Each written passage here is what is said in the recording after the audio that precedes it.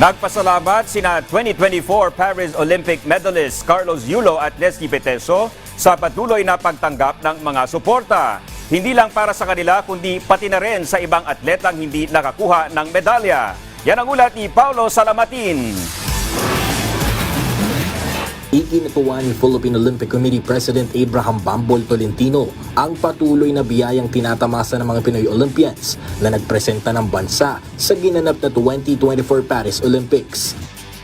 With this kind of support, strive more, no? Para maging ma-replicate nung iba, no? So marami pa tayong hinaharap, not only Olympics, we're preparing for SEA Games, Asian Games, Winter Games, and of course, marami na tayong planong ginagawa para sa LA 28. Nakatanggap ng 10 milyong piso si 2024 Paris Olympic gold medalist Carlos Yulo, habang 2 milyon naman ang natanggap ni na bronze medalist Ira Villegas at Nesty Peteso sa ginanap na awarding ceremony ngayong araw sa Parañaque City. Maliban pa rito, mabibigyan din ng tig 200,000 piso ang bawat atletang nagrepresenta ng bansa sa Paris Olympics.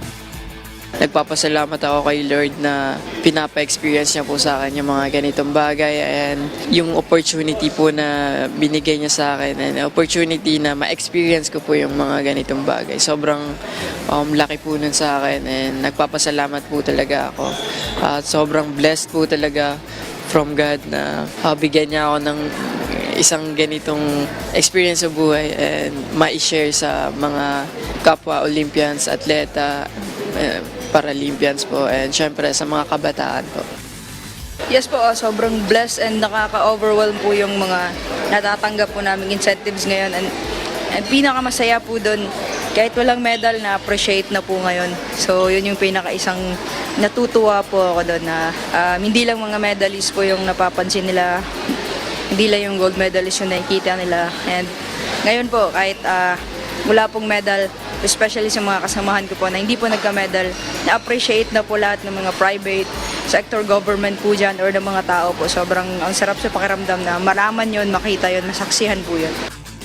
Ibinahagi rin ni Tolentino kanina na ang mga ganitong klaseng gantimpala ay karapat dapat lamang na matanggap ng ating mga tinaguriang sports heroes.